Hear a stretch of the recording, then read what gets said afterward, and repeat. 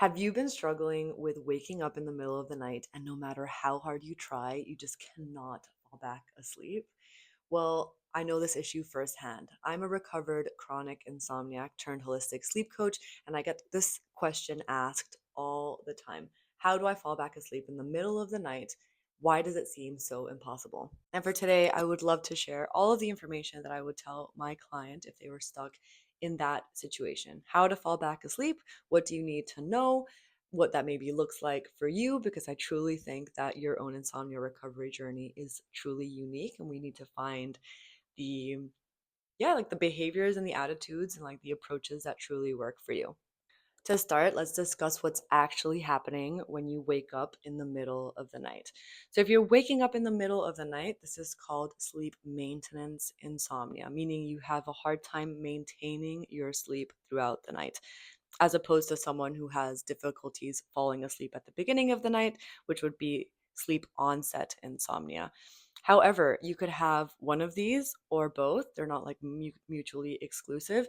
And personally, I believe that the number one lesson here always needs to start with the fact that sleep is not something that you can control.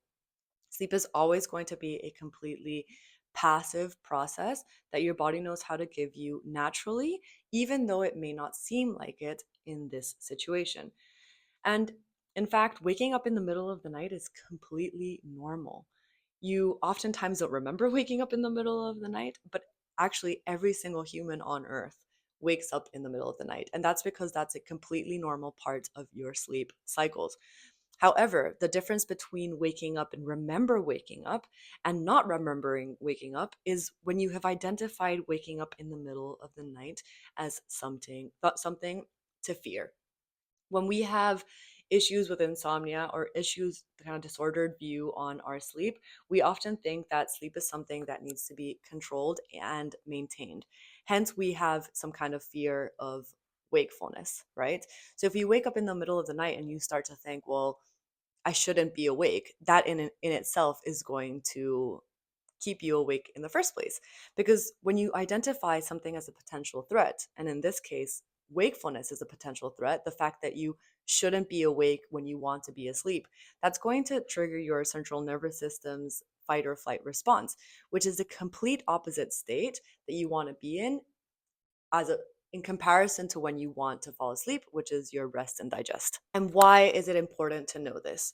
And it's important to know this because oftentimes when we wake up in the middle of the night, it's actually our own thoughts and behaviors that self sabotage our own ability to fall back asleep.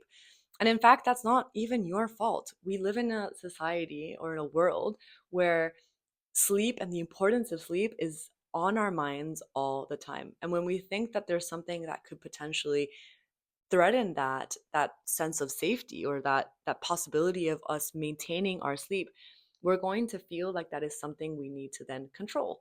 Our natural instincts as humans is always to keep ourselves safe, and we are going to try and avoid anything we can that is going to potentially be a threat to that safety.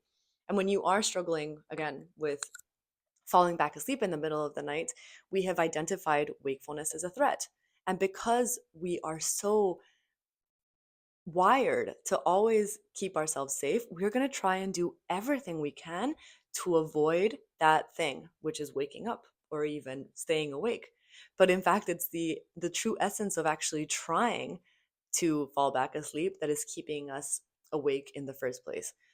So, number one is identifying, is this actually you? Because I don't think that everybody is just like, I guess, stressed out about the fact that they're awake in the middle of the night. But maybe you can ask yourself, have I been worried about the fact that I am not sleeping? Or what are my own perspectives and views on sleep? Are these helping me or hindering me? And trust me, I know that thoughts cannot be changed. Thoughts are something that come up automatically.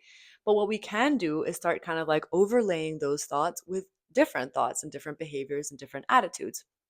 So if you are waking up in the middle of the night, I'd say like number one thing is not to panic. You need to remember that sleep is a completely passive process.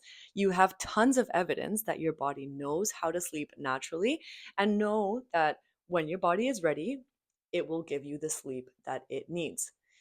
However, if you are struggling with falling back asleep or kind of like rewiring those thoughts and thought patterns, I would also personally suggest that this is an excellent opportunity for you to teach your brain that the threat is not actually real. As you are listening, you're most likely thinking, wow, well, that sounds very logical, right? But don't be so hard on yourself either, because your central nervous system, I like to think of mine as like a little child. The logical side of my brain can conceptually understand things and understand what is happening, but like my central nervous system has just not caught up with that.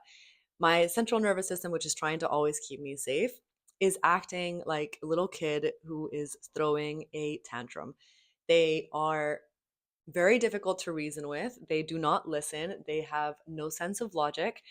And this is why we can't just kind of like change this response automatically.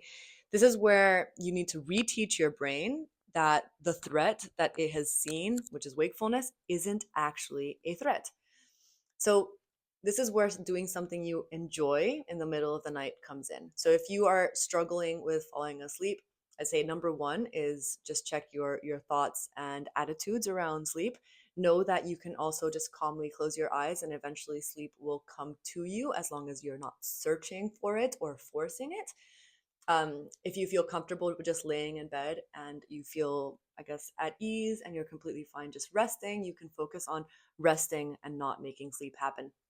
However, if you feel like your brain's quite agitated and you just are just so wired, I personally think that doing something you enjoy in these moments is actually such an amazing way of teaching your brain that wakefulness is not a threat. I personally love reading. I've always had an e-reader. I know that's not always accessible for everybody, or that not everybody is a reader. But excellent things that you can do in the middle of the night are listen to a podcast if you sleep next to someone. You can listen to something calming. You can practice some like breath work. You can get up and also like go watch something. And again, I think a lot of people are going to be like, well, what about the blue light? And in fact, when you have insomnia, come on, we've all fallen asleep watching a movie. Like, I don't know anybody who hasn't ever not fallen asleep like watching a movie. And this is where again your body will show you and it will give you the your sleepiness signals when it needs.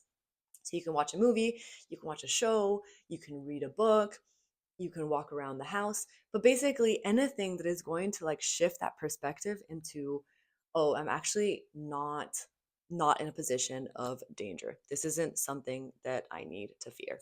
And over time, again, I don't want to make any false illusions that this is like an overnight fix.